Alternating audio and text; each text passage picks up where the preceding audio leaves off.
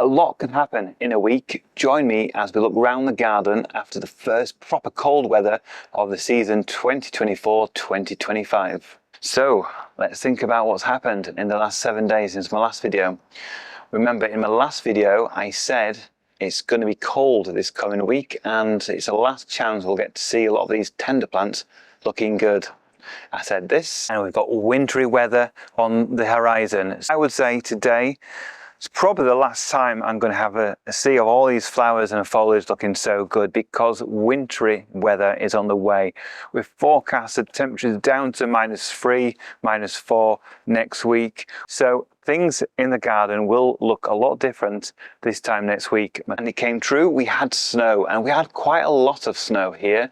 We had a good covering overnight, and then the following days were cold temperatures down to -4.7, so effectively -5 in the garden, about 2 meters above ground level. At ground level, it will have been undoubtedly colder than this, and this really does damage a lot of plants. It kills that tender foliage and really decimates anything that's tender that's been left out in the garden. But I'm not concerned, because as you've seen in previous videos, I took plenty of cuttings of my most tender plants, and then the other plants that are tender foliage have strong rhizomes, bulbs underground, which means we'll get through winter with no issues. So let's have a look around the garden. After a week of cold temperatures, we had snow again just yesterday. So we had 2 lots of snow, several days sub-zero. Let's see how that's affected the garden. Hopefully the rain will hold off as we film this, but it's such a difference from the other day. So we've already talked about the temperatures, the weather we've had this week. Let's see how that's affected the garden. The first thing we can see, these wonderful Princeps palms, and they're looking as good as ever straight in front of us. To the right we have a plant that has been affected by the weather, and that is this Plectranthus barbatus, which is being completely decimated by the cold weather, blackened off as the plane goes above us. A couple of plants we've missed that again unaffected by the weather. This Euphorbia palm here looking beautiful, no protection given for that. And the Tracky carpus nova, again no protection given to that palm tree. But now let's turn around, let's look at the main part of the first half of the garden. And we've got the bamboo, Barinda papyrifera to the left. The right, we've got lots of beautiful palm trees, Trachycarpus collection, every species there, and we'll take a close look at them in an upcoming video. And one of those you can see with a white sheet over it is covered. That's Trachycarpus marcinus, which is a tender type of Trachycarpus. And in the center we can see what the cold weather, that snow, that ice and frost has done. We've got the Musifolia canna there, completely blackened off. We've got the dahlias also blackened off. The zinnias are no more. And all the other tender plants have been sort of demolished by the weather. But we've got lots of evergreens again, palm trees, Schefflers.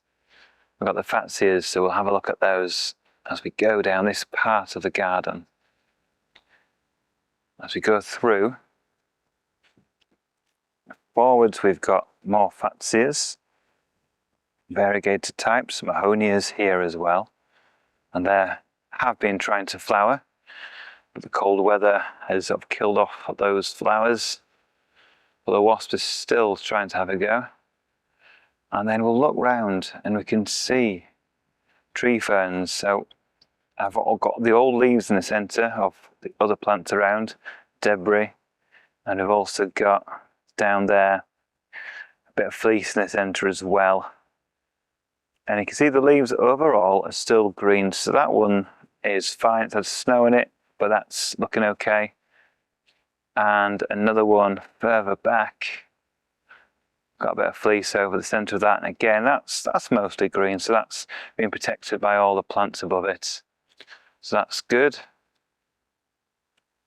And then we'll pan round and we'll look at the main part of the garden, and you can see what cold damage has done. The Amicia zygomaris is completely looking dead and straggly in all directions.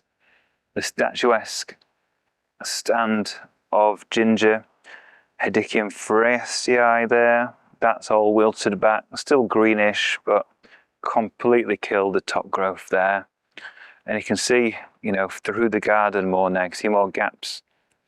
Below, if we look down, we've got the persicarias that were there, completely mushy to the ground. Same with all the small bedding plants in this area. And then we'll pan round and we can see again more gingers, more dahlias in this part of the garden. And you can see the Isene we took cuttings from. It's a good job we took cuttings from it because look, all gone to mush now, all over here. And then across here, that was a dahlia, tree dahlia imperialis that was doing pretty well, completely blackened off as well. So you can see all this part of the garden, which looks fantastic in summer and autumn. As soon as the cold weather arrives, it all pretty much blackens off and goes down to the ground. So let's carry on through the garden and see how the cold weather has affected other plants. Like I said, it's hard to get through here. Look at those. Plectranthus, all wilted. But behind that, that wonderful Schefflera looking astonishingly healthy and beautiful there by the jungle hut. We've got more cannas, Alisteinii there, again blackened off, completely dead. But we have got seeds to collect at the top, which will still be fine.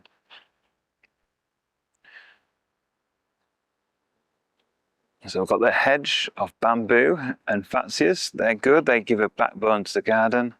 The loquat tree, this Schefflera that we looked at last week looking a bit sorry for itself, not because of the cold. We think possibly because it's been too wet of last year. And then as we go around, that huge Gunnera cryptica has now been completely cut back to the ground. Big blackened leaves all over this area. And you can see that crown of the plants, that bud, huge bud there. I will fold these leaves now over that centre to protect that over winter. And you can see the bamboo behind, which is looking good. So I'll just pan back round slowly to see the extent looking back. So all this foliage here, you'd be thinking, well, what do we do with it? Well, I'm going to let it sort of get cut down to the ground over winter. I'm not going to remove too much of it, apart from some of the very mushy stuff, because it will protect some of the plants in the ground, the tubers of the dahlias and the colocasias, gingers. So that will help protect it somewhat. Let's go over the bridge. But be very careful here, because it's extremely slippy. So we'll walk very carefully as we go over the bridge. And then, first thing we see, Jubaea chilensis, obviously completely fine. Doesn't mind the cold weather whatsoever. And that's still looking good at this time of year. If we just pan round, some of the plants, Tracky carpus, obviously fine, various types. The yucca's still flowering there, still holding on to some flowers, so that's great to see. And the bamboos behind. But if we come down here, we can see what remains of a big Colocasia patch. Look at that, all mushed off now. So with this, I'm just going to basically tidy it up a little bit. I can leave it like this, but because I've got an old duvet, I will put an old duvet over this area just to protect it from long-term freezes of the ground. But these Colocasias, most of these will come back next year and we'll have a nice Colocasia patch in 2025. To the right of that, we've got the Eucomis, Poliventii, again gone to mush, but they're nice big deep bulbs, underground, they'll be totally fine next year. The salvia's been cut back down to the ground there. Again, got cuttings of that one. And the hardy salvias behind, they should be fine in the ground and should be fine next year. So let's go around this part of the garden. The yuccas, the euphorbias, and the palm trees here all look good, unprotected. And my sole surviving echium has survived because it is protected a bit from the worst of the weather with the bamboo above it. So this multi-headed echium is still looking good. I did put some furniture to shelter some of the yuccas, the agave, sorry, down there, and cacti, so they've been protected from the worst of the weather. Melianthus, this one's looking fine. And then we'll just pan up and round and we can see the main arid bed. Yuccas, linifolia in the centre, and then we've got the Bryomart palm tree unprotected, still looking good, but obviously it takes a long time for damage to show on a lot of plants, but I'm confident the Bryomata will get through this winter fine, especially if it doesn't get colder than what it has done this week, which was -4.7. We've got the shelter over the agaves. We've got the Americana, Lophanthera under there, which we showed last week. It's a good job we did those shelters because of the bad weather we did get. I know the north probably copped it worse, but we did get lots of snow down in Devon, Cornwall, the Midlands, Wales got a lot, and South Coast got a bit as well, I believe. Now I'm going to show you a little bit of a surprise I've just noticed at the corner of my eye. Here we've got the Tracky carpus orophyllus, and if we look up there you can see the foliage is fine on this one. But if we look down, let's look down now, and we can see something that shouldn't have survived too well, and it seems to have done. And that's this Colocasia, Maiden's blush, which hasn't been blackened off, whereas the begonias behind it, the plectranthus, have all gone to mush. This Maiden's blush, so far, it's got overhead protection of the palm tree and the bamboos, is looking okay. The back of the garden, open fields there, all looking okay. Let's have a look. Beyond these palm trees, we've got some more tree ferns, so we'll have a look at those. Just carefully go down here, and we can see the tree ferns, unprotected down here, they're all looking fine. Eucalyptus trees are obviously fine.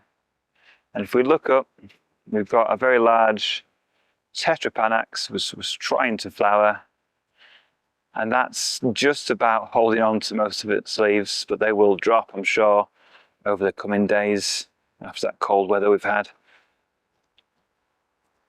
So let's go back round through the undergrowth here, and we'll turn. You can see more foliage plants, obviously the cannas again. Here, with a bit of protection, you can see the contrast in the foliage here. We've got one plectranthus. You can see some of the leaves looking totally fine. Some parts are undamaged by that cold weather, but on the same plant, we've also got complete mush as well. So it just show you the extreme microclimate between survival and death on the same plant is literally millimeters.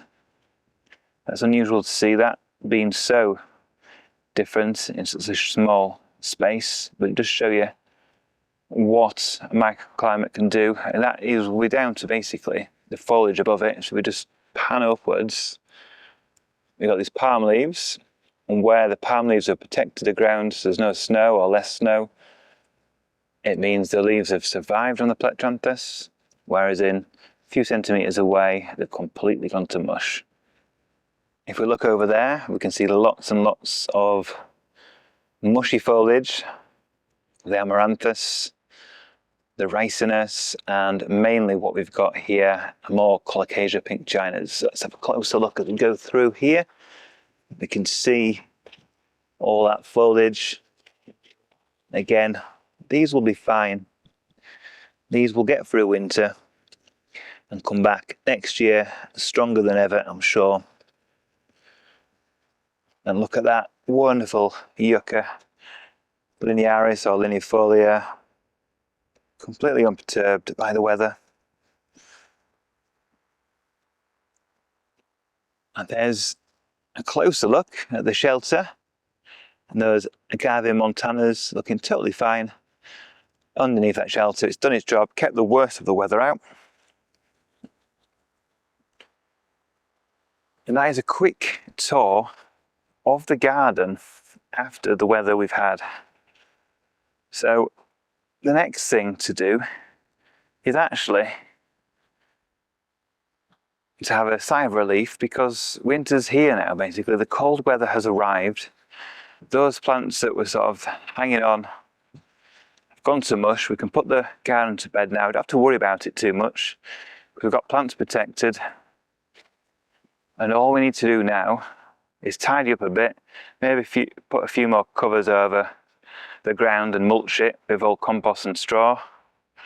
But overall, the outside will look after itself now, and all we need to worry about is the greenhouse and the indoor plants, and the outdoor plants will just get through winter. We'll tidy them up next spring, and then things hopefully will get bigger and better in 2025. So if your garden's looking a bit like this, don't panic. As long as the plants have got some hardiness at root level, they'll be totally fine.